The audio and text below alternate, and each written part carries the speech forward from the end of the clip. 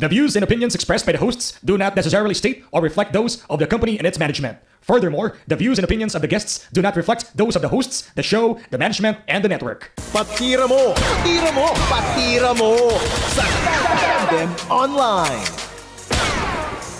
Isang maganda at masaya na naman po na araw ngayon po sa ating episode. At syempre, anumang araw ninyo ito pinanonood, pinakikinggan sa pamamagitan ng ating podcast at sa YouTube, ang Patira sa Tandem ni Tess Enrico. Syempre, welcome kahit na ikaw ay newbie.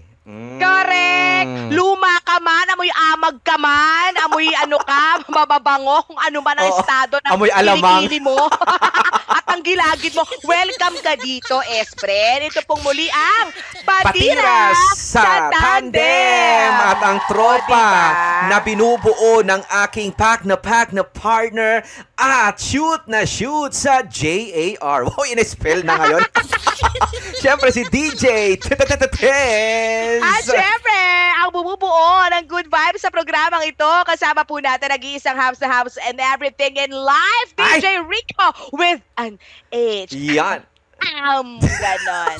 Ang baho. Oo. Ayan natin sinasabi mo, amoy alamang. Oo nga eh. Nagmanggat bagoong kasi ako bago tayo mag-record. Ang sarap eh. Ayan yung malamang sa alamang.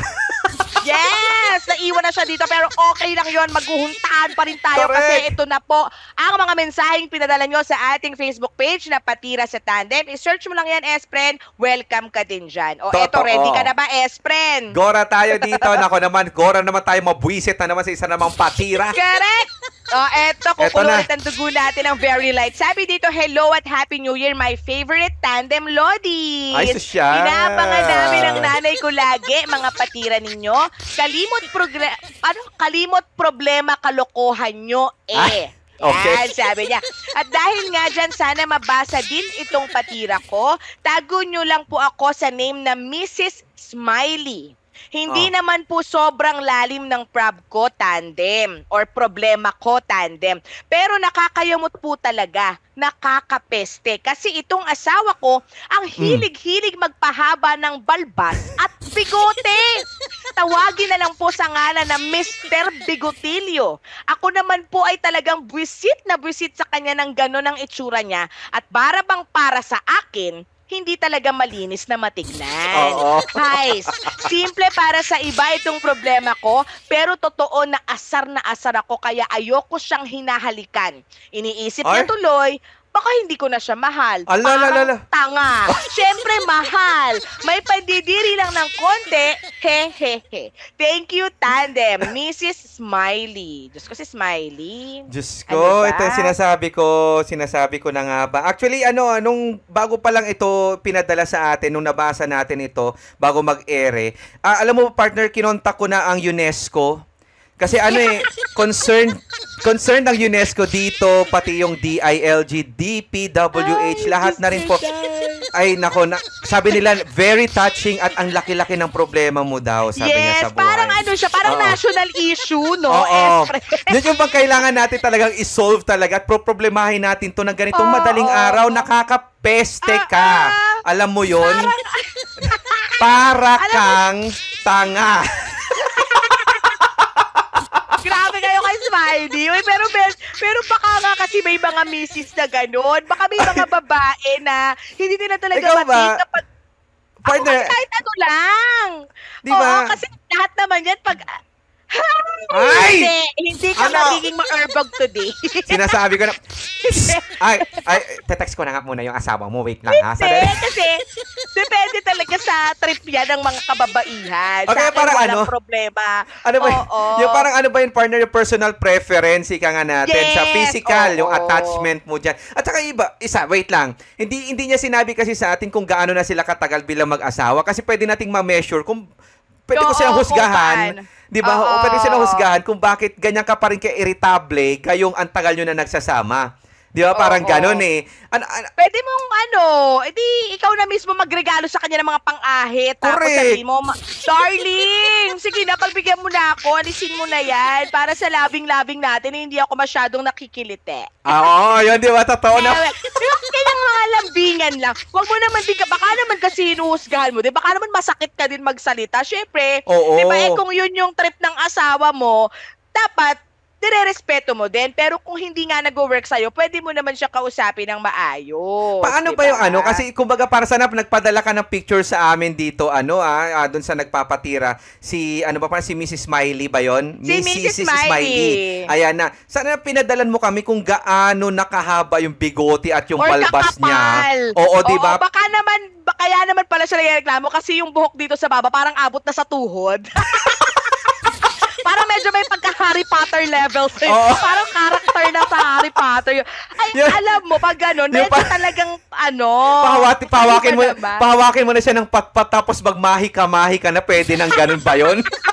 Diba? Baka, hindi naman kasi namin mag-gauge ni Rico kung gaano ba ka, pero yun nga, regardless naman kung maikli o mahaba yan, ikuha mo din sa lambing yung asawa mo kung paano mo mapabago yun sa kanya. Kaya nga, di ba? Ano ba naman yung meron naman na sa mga online shop ngayon, mga razor, di ba? Yung mga portable lang, di ba? O kaya ipaliwanag mo sa kanya na ano ba yung, ipaliwanag mo sa kanya na hindi mo gusto or naiirita ka kapag nakikita mo yung ganun sa kanya. Para makapagsalita din siya, hindi yung parang nililihim mo ata sa kanya to the point na hindi siya aware. Hindi siya fully aware na ayaw mo pala yung ganun, di ba? Parang ganun eh.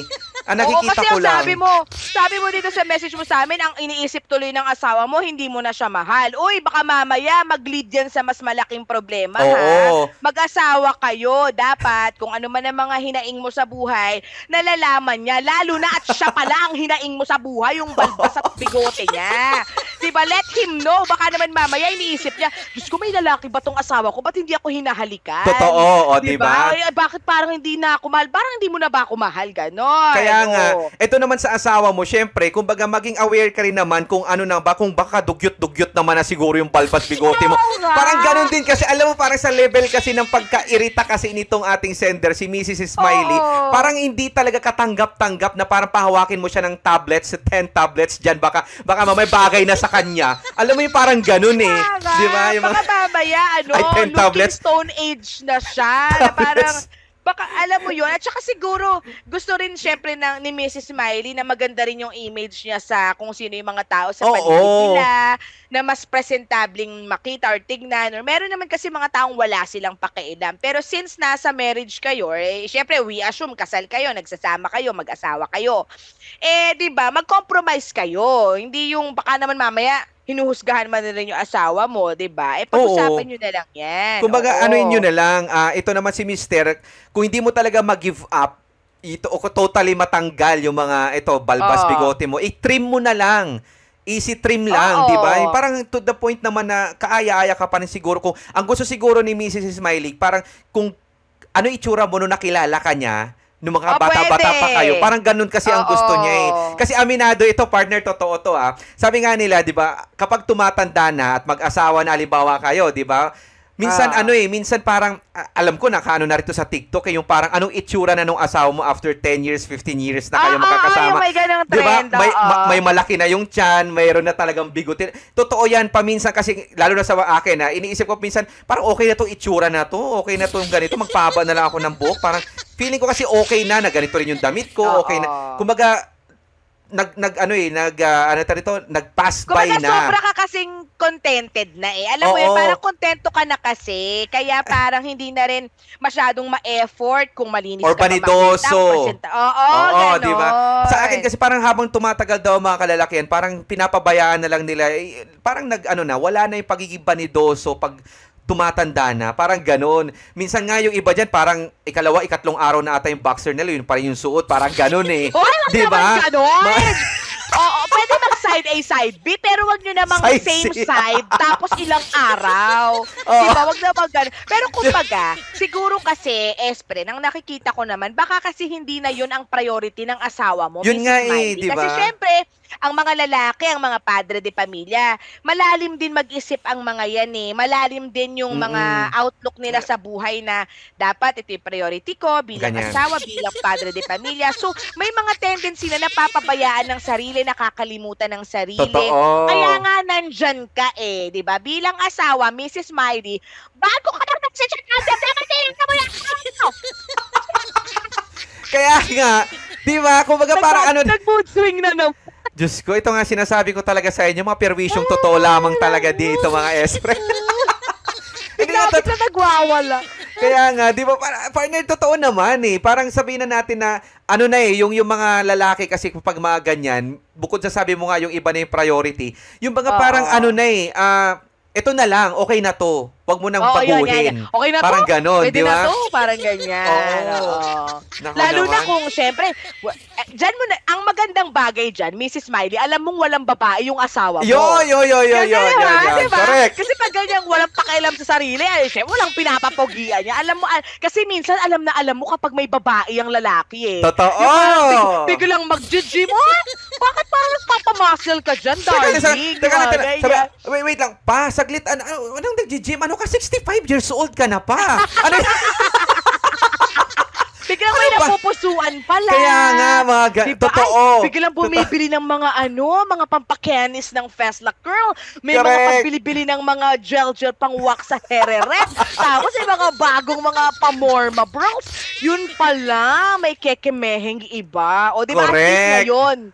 Yan ang pinakamagandang bagay dyan. Alam mong nananahimik lang yung asawa mo sa isang tabi at nagtatrabaho. Wala lang talaga siyang pake sa itsura niya. Kaya nga. At saka advantage. Hindi mo ba nakita yung advantage ito, Mrs. Smiley? Di ba na parang ganyan, wala magkakagusto sa asawa mo dahil parang dugyutin siya. Sayo siya, Mrs. Smiley. Kaya nga. Diba? Kaya no worries, wala siyang kabet China, wala siyang kung sino-sino sinasama. Hindi siya pupunta sa bar, hindi siya matitipuhan ng mga mga guest relations officers. Di ba, mga ganyan. Alam mo na yan. Pinaganda mo pa yung term, saan ka na naman galing kagabi, Rico? Ay, kasi muna ako, kinausap ko lang yung isang guest relations officer. Kailangan mo kausapin, no? Kailangan meron ko siyang meeting? Kailangan. Lalong-lalo na siyempre, meron siyang bagong putahe. Kaya kailangan ko siyang kausapin. May bagong mga kasuotan. Gusto ipashow sa'yo. Kasi kasama kasi yun sa photo shoot. Linawin mo kung ano yung sumushoot. Shoot! Naulo ka talaga. Photoshoot nga. Mga ganyan. At diba? edit ito video natin, send ko to kay Maring Glenda. Mare! May kinakausap siyang guest relations officer. Pero speaking sabi ko sa'yo, partner, totoo. Na ito na lang, Mrs. Smiley. Ikaw na lang kaya lumambing sa kanya. Ikaw na lang lumapit sa kanya, Han. Gusto mo ba na gupitin ko yung mo, yung bigote mo, ang balbas mo, tapos eraser natin, mga ganon. Tapos, o kaya para wala siyang kawala, umorder ka na online at ipakita mo sa kanya, oy, mas gwapo ka nung wala kang ganyan, wala. Ganon. Diba? Kailangan din kasi syempre ng push ng asawa mo at wala namang ibang gagawa niya kung hindi ikaw. Pagulat ka, Neng, kung biglang isang araw, biglang presentable siya at poging-pogi. Pagugulat ka din, bakit parang biglang hindi, wala to, darling, inahitan kasi ako ng boss ko. Ayan ka na. Ang sinasabi ko sa'yo, Mrs. Smiley. Kaya ikaw, order ka online, tapos pag-uwi niya, darling, halika banding tayo. Ahitin ko yung bigote mo, tapos i-trim natin yung balbas mo para talagang effect na effect ka. O, gano'n. Naminis ko na kasi yung dati mong itsura. Pwede ba ulit gano'n? Parang gano'n. O, di ba? Trim mo ako. Trim mo din. Mag-triman tayo. Trim kita. Trim mo ako. Trim-triman kami. Trim-triman kami. Hanggang hating gabi. Ay, sandali. So, wait lang. Napaisip tuloy ako. Anong ititrim naman kay Mrs. Smiley? Baka naman kasi ikaw naman, Maring Smiley, baka naman kasi forest park na rin yung kinempro. Kaya parang hindi nag-e-effort si Mister. Baka sagutin ka ni Mister, bakit yung sa'yo, hindi mo kasi bawasan din. Kaya hindi nga. Nakita.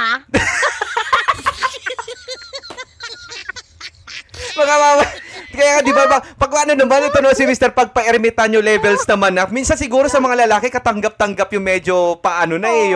Pero yung to the point na parang nakakain niya na, yung parang, alam mo sa totoo lang, bumabaho din daw talaga yan. Kaya dapat sana ikaw mismo, Mrs. Smiley, yung umano niyan, di ba? Yung parang mag-push sa asawa mo na, pwede bang patanggal mo na yan? Correct. Baka mamaya natitirintas na pala niya yan, sister. Pwede, oo, di ba? Mga ganyan. O kaya, baka baka nakikiliti ko lang siguro. Sinasabi ko alam mo na, Mrs. Smiley, sabi ko naman sa'yo, di ba? Half perwisyo, half payo. Dito sa programa na. So, alam mo na, bahala ka sa buhay mo, Mare. Kaya diba? nga, Diyos ko, yung iba nga, talaga nasa preference kasi ito, partner. Eh. Ngayon, kung talaga sinatsaga mo yung itsura ng asawa mo ganyan at hindi ka talaga mapalagay at hindi ka mapakali dyan, sabihin mo na, di ba? O kaya ba't mo sinasabi sa amin? Ano ba pakialam namin? Wait lang muna. Kasi nga, di ba, parang tuloy, alam mo, partner, ang dami-dami na natin sinabi, tapos pala, wala di tayo pakialam sa problema niya. Parang ganun. Siguro sabi ni Smiley, bakit kanina niyo pa pinag-uusapan yung bigot at balbas na asawa ko? Wala naman pala kayong pake. Atensya na, sister, ikaw naman. Masyado naman mainit yung ulo mo. Kaya nga. Oo. Sorry na. Ang sabihin mo lang kasi nakikiliti ka lang talaga at saka hindi mo na, ka na nga. Ito naman. Basta yun ang mga take namin ni Rico dyan. Sana kahit papano may natutunan ka. Pero for the meantime, sige, titirahin namin yung mister mo kasi nga, baka naman sumosobra namang kapal at haba yung mga buhukan niya sa mukha. So go, sige admin, pakitira ka itong asawa ni Miss Smiley para sumaya siya ng konti. Tirahin mo na. Ano ka ba, Esper? Hindi nga sila makapagtirahan. Kasi nga pinapatira nga. Hindi nga niya bet yung bigote. Alam mo, sasabihin ko sana kanina, tirintasin mo na. Kaya yun. Wait! Nakakaloka si Smiley. Nako, bahala na talagang tumira dyan yung ating editor na si Jonathan. Bahala siya. Ratratin mo nga to, Jonathan, itong si Mrs. Smiley. Kung nakunwari ka pa dyan, baka mamaya kasi pag nilalapitan ka na magkatabi silang matutulog, talaga minsan makikiliti ka daw pag yung lumapit. So, depende kung gaano kahaba, ha? Parang ganun. Mamaya kasi hindi ka makatulog, yun pala, pangiti-ngiti ka dyan. Huwag ka na nga, Mrs. Smiley. Diba? Oy, pero Smiley, salamat kasi naaliw kami ni Rico sa patira mo. Inamin naman niya na medyo talagang mababaw yung papatira niya. Pero naaliw kami. So, friend, alam mo na ang gagawin kay mababaw, kay major, kay malalim yung concern mo. Sabi naman sa inyo, half perwisyo, half payo ang maaabutan nyo sa amin. I-send nyo yan sa Facebook natin, Patira sa Tandem. Ayan, nag-text po nag-chat pala dito yung mga tiga-WHO. Concerned daw talaga din sila dito. Kasi tungkol daw ito sa hygiene, sabi nila. Baka mamaya magkaroon pa ng virus mula dyan, Kaya nga, pandemic na naman tayo. Baka mamaya pag mo dyan, pag bulat-lat mo, halimbawa kung gaano man kahaba, baka mayroong mga paniki na pala dyan o kaya mga itlog ng dinosaur. Hindi mo pa alam o kaya mga garapata. Di ba mga ganyan? Please lang, Smiley, please. Mrs. Smiley, tas biglang lumapit na naman yung yung asawa mong mahabang bigote at balbas. Wag kasi, mag-ano ka na. Hindi ako makapagluto. Hindi ako makapagluto. Ang sarap. Sabi niya. So talaga naman. Smiley, maraming salamat sa'yo. Maraming salamat. Next ka na. Next na kami. Masyado na kaming ano sa'yo. Na-enjoy na kami. Smiley. Yeah. Siyempre kasama nyo na naman mula sa kabilang mundo. Walang iba kundi ang aking pack na partner na shoot sa Jar DJ Tim. At siyempre kasama rin natin na nag-iisang house and everything in life, DJ Rico with an H. Yon. Ganyan. At syempre ito ang Patira sa Tandem. Patira mo sa Tandem Online.